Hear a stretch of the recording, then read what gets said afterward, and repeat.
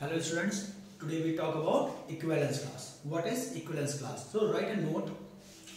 If R is an equivalence relation on a set A, then it decomposes A into pairwise disjoint subsets, and all elements of A of a subset are related to one another under equivalence R, and no element of a subset is related to any other element in any other subset.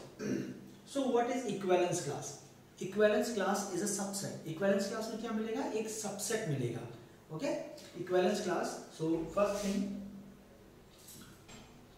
it is a subset. Subset of whom? Subset of our parent set or universal set, whatever it be. Second, it is written as, लिखते कैसे हैं? ये equivalence class of x, equivalence class of x. अब इसमें कौन से members मिलेंगे? जो सारे मेंबर्स x से रिलेटेड होंगे. तो generally what is equivalence class? In equivalence class we get a set and how we write it? x could be any number. So all the elements of a subset are related to one another under equivalence relation R. It means जो भी set हम लेंगे उस set में equivalence relation follow होना चाहिए. Equivalence relation follow होना चाहिए तभी हम इक्विवेलेंस क्लास की बात करेंगे. अगर सेट इक्विवेलेंस रिलेशन फॉलो नहीं कर रहा है तो हम इक्विवेलेंस क्लास की बात नहीं करेंगे. ये एग्जांपल से समझते हैं इसको.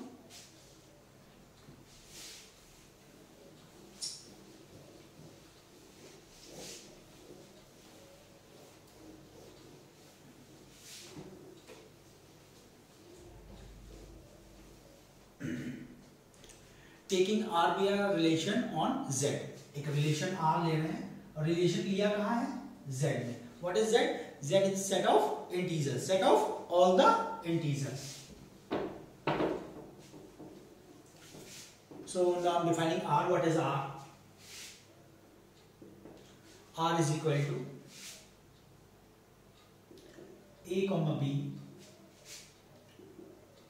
A comma B belongs to Z. A और B किसको belong कर रहे हैं? Z को belong कर रहे हैं. What is condition? And A minus B divisible by 2. A minus B is divisible by 2. Set हमने क्या लिया है? Set हमने लिया है integers का set Z. Z में क्या आएगा? 0, 1, 2, 3 and so on. -1, -2, -3 and so on, all the integers. So z cross z में क्या मिलेगा? Z cross z में मिलेगा 0,0, 0,1, 0,2, 0,3, 0,4, -1,1, -1,2 and so on. Here relation is A, B. A, B belongs to R and A minus B is divisible by 2. Now first check whether the relation is equivalence relation or not. So for reflexive की condition क्या है? A, A belongs to R. A, A belongs to R for every A belongs to Z. वो A किसको belong करेगा? A Z को belong करेगा और A, A relation को बिलोंग करना चाहिए. Here A minus B is divisible by 2. So A minus A is 0, and 0 is a number which is divisible by all other numbers. So it is divisible by 2. Hence the relation is reflexive. Relation reflexive है. For symmetric,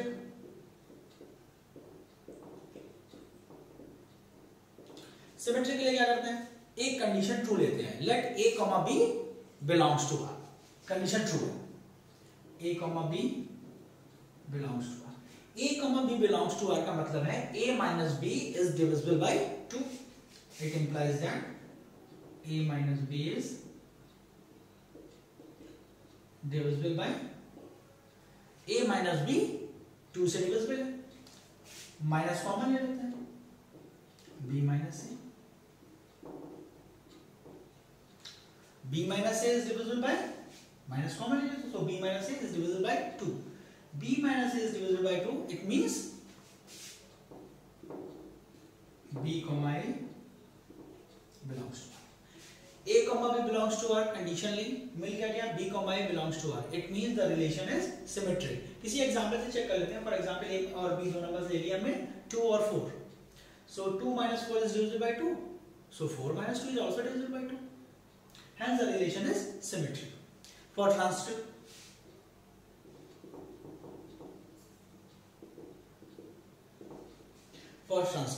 transitive के लिए conditionally let a comma b belongs to r. a comma b belongs to r. It means a minus b is divisible by 2. It means a minus b is divisible by 2. So we can write it a minus b is equal to 2m for some m.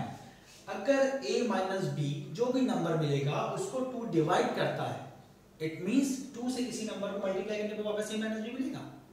Check कर लेते हैं. Suppose 2 divides 10, तो 2 divides 10. It means ये क्या बताता है, अगर 10 2 से डिवाइड हो रहा है, इट मींस 2 को 5 से मल्टीप्लाई करने पर वापस क्या मिल जाएगा, 10. सेम है. If a minus b is divisible by 2, अगर a minus b 2 से डिविजिबल है, इट मींस 2 को किसी अदर नंबर से मल्टीप्लाई करेंगे तो वापस a minus b मिलेगा. For some m, it could be any number, it could be any number. So a minus b is equal to 2m for some m. Let statement 1. Again b, second condition, b minus c belongs to r.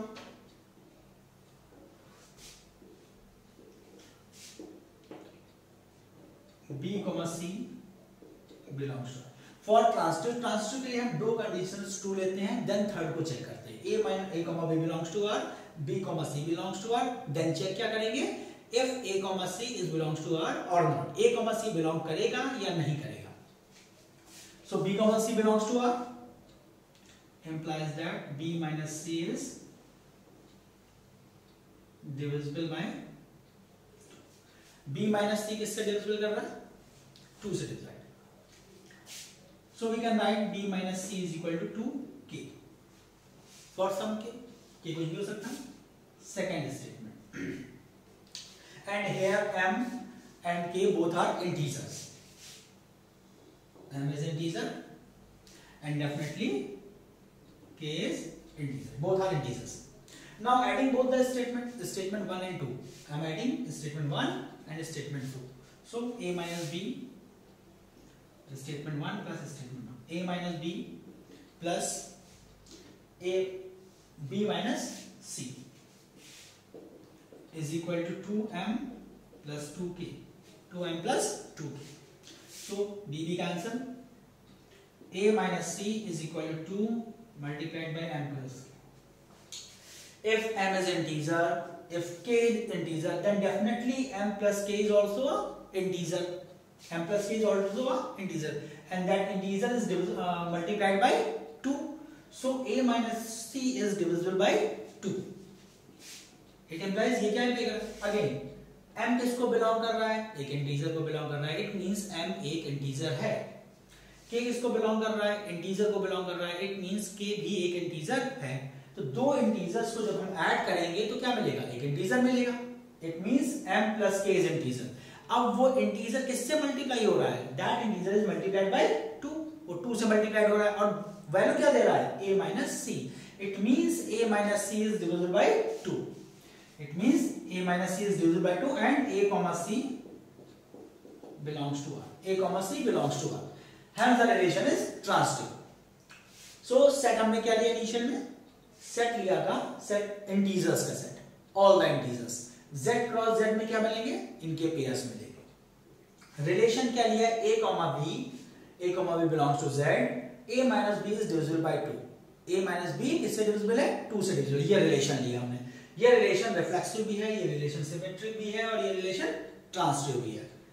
Here we have checked that. Now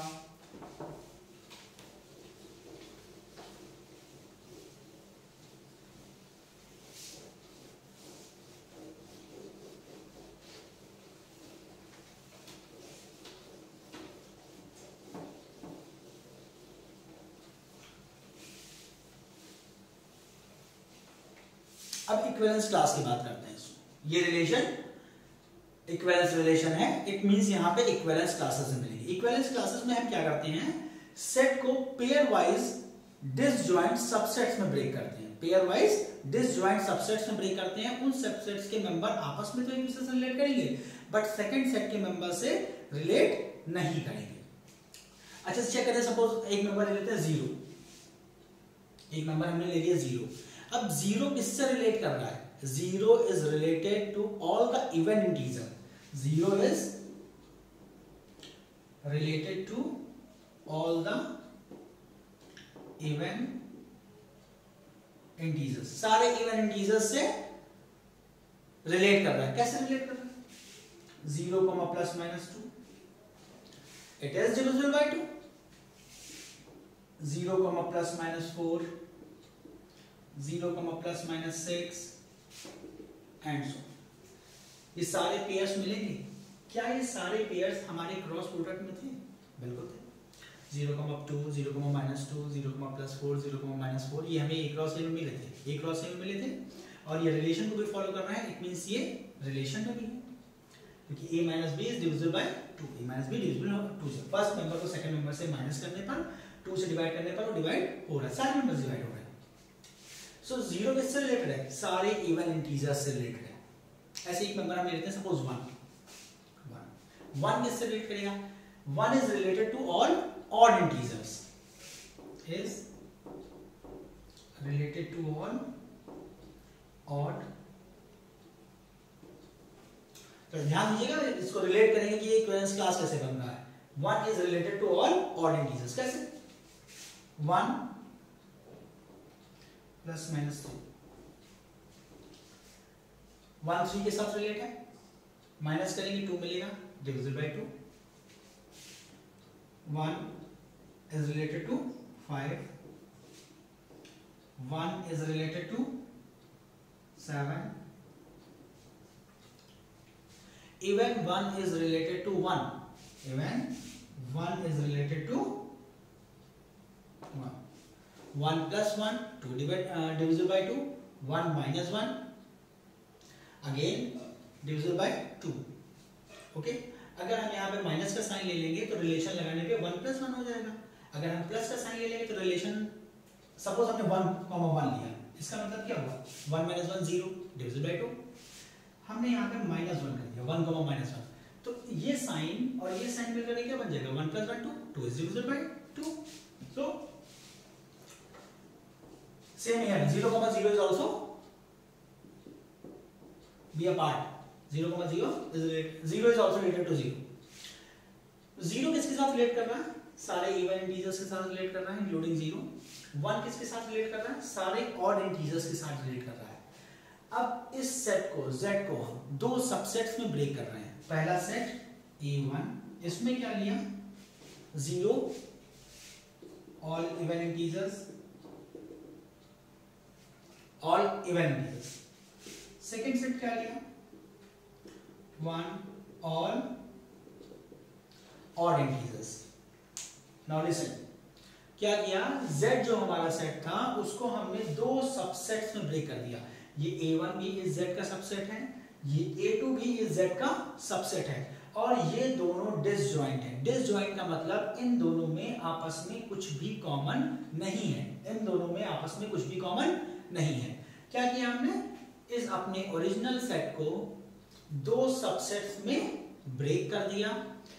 इन दोनों subsets में आपस में कुछ भी common नहीं है, और इस सबसेट के सारे नंबर आपस में रिलेट कर रहे हैं by relation a, b, a minus b is divisible by r, और इक्विवेलेंस रिलेशन को भी फॉलो कर रहे हैं।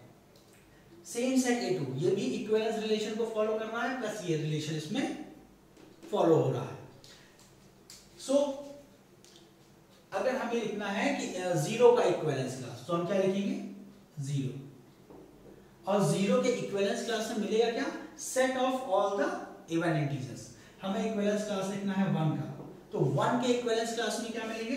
1 3 5 all the odd integers. Again एक बार फिर से देख लेते हैं इसको। ओरिजिनल सेट, इंटीजर्स का सेट, किस में ब्रेक किया, दो सबसेट्स में ब्रेक किया, दोनों क्या है, डिसजॉइंट, मतलब आपस में कुछ भी कॉमन नहीं है।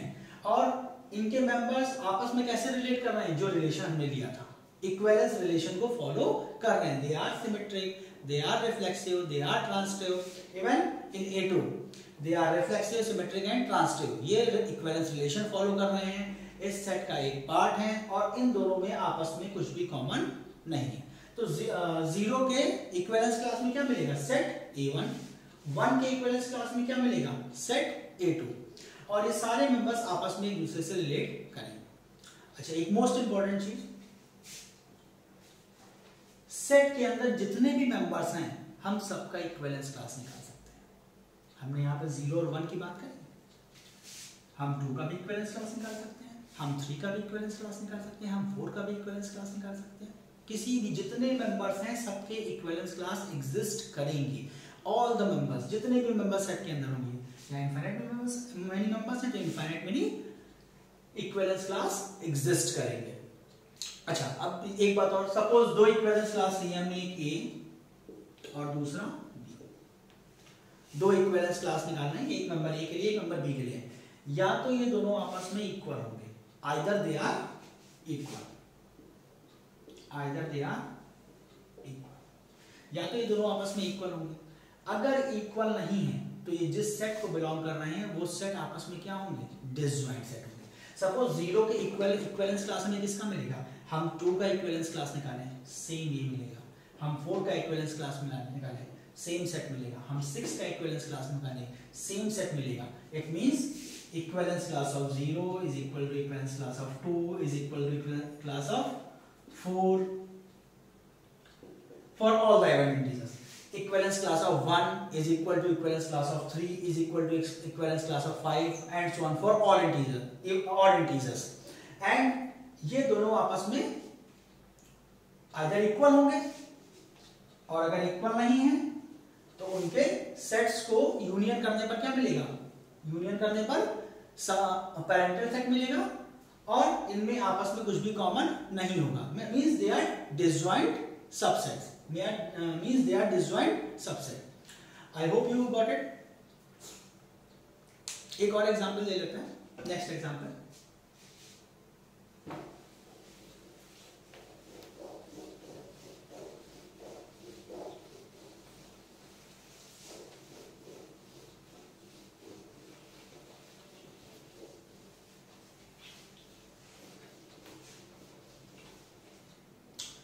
इस बार सेट लेते हैं नेचुरल नंबर्स का सेट।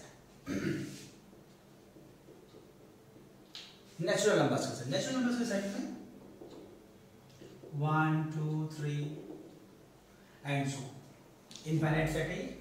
कंडीशन क्या ले लेते हैं, R relation x, y such that x and y leaves same remainder when divide by 5। Condition क्या लगा दी, x एंड y मेंबर्स लिए दो, और दोनों क्या करेंगे, leave same remainder when divided by 5। जब 5 से डिवाइड करेंगे तो रिमाइंडर क्या देंगे, सेम देंगे। And x, y belongs to natural number. अब सेट जब नेचुरल नंबर का है तो x और y किसको बिलोंग कर रहे हैं, नेचुरल नंबर के सेट को कर रहा है। अब इसको हम कितने डिसजॉइंट सबसेट्स में ब्रेक कर सकते हैं, पहले ये बात समझते हैं, कितने डिसजॉइंट सबसेट्स में ब्रेक कर सकते हैं। So n is equal to a1 plus a2 plus a3 plus a4 plus a5। 5 subsets में ब्रेक कर सकते हैं। कैसे लिख दिया ये हमने, एक्सप्लेन कर रहे हैं इसको, कैसे लिखा। a1 लीव्स रिमाइंडर 0, दोनों मेंबर क्या करें, रिमाइंडर 0 दें। इट मींस एग्जैक्टली डिवाइड हो जाए, क्या मिलेगा, 5 10 15 20 सारे नंबर्स जो 5 के मल्टीपल है, जितने भी 5 के मल्टीपल्स होंगे वो हमें रिमाइंडर क्या देंगे, 0। a2 रिमाइंडर 1 दे, 1 रिमाइंडर मिल जाए, क्या मिलेगा, 1। डिवाइड करके देख लेते हैं, 0 टाइम्स रिमाइंडर क्या मिल गया, then 6, then 11 6 डिवाइड करेंगे 5 1 टाइम 5 1 रिमाइंडर 11 डिवाइड करेंगे 5 2 times 10 1 remainder and so on then similarly A3 2 7 12 2 7 12 and so on A4 3 8 13 and so on A5 4 9 14 and so on यहाँ रिमाइंडर क्या मिल रहा है यहाँ रिमाइंडर 0 मिल रहा है यहाँ रिमाइंडर 1 मिल रहा है यहाँ रिमाइंडर 2 मिल रहा है यहाँ रिमाइंडर 3 मिल रहा है यहाँ रिमाइंडर 4 मिल रहा है 5 रिमाइंडर नहीं मिलेगा क्योंकि हम इससे डिवाइड कर रहे हैं 5 से ये सारे सेट्स क्या हैं सारे सेट्स डिसजॉइंट हैं कोई भी मेंबर आपस में रिलेट नहीं कर रहा है अच्छा ये सारे मेंबर्स तो आपस में रिलेट कर रहे हैं कोई भी दो मेंबर आप लीजिए एनी एक्स एंड वाई 5, 10, 5, 15, 15, 10, 10, 20 कोई भी दो मेंबर्स ले लीजिए they follow this condition leaves the same remainder and they are following equivalence relation equivalence relation ही फॉलो कर रहा है why for any two members they are reflexive 5, 5 0 divisible by 5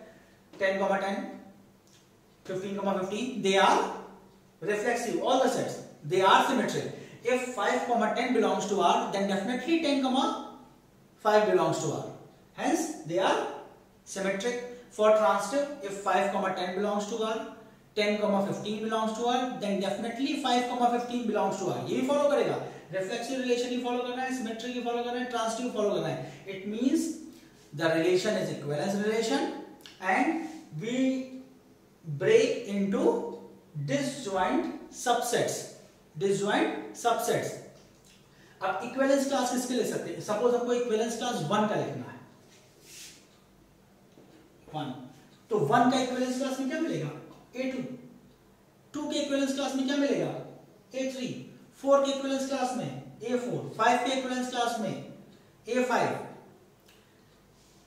4 के इक्विवेलेंस क्लास में A5 4 के equivalence class में A5 5 के equivalence class में A1 15 के इक्विवेलेंस क्लास में क्या मिलेगा 15 के इक्विवेलेंस क्लास में A1 क्योंकि 5 का 10 का 15 का 20 का सबके इक्विवेलेंस क्लास क्या है सेम 1 का 6 का 11 का इक्विवेलेंस क्लास क्या है सेम 2 के 7 के 12 के इक्विवेलेंस क्लास क्या है सेम A4 3 के 8 के 13 के इक्विवेलेंस क्लास क्या है same again 4 9 14 equivalence class same so this is the way to find equivalence classes thank you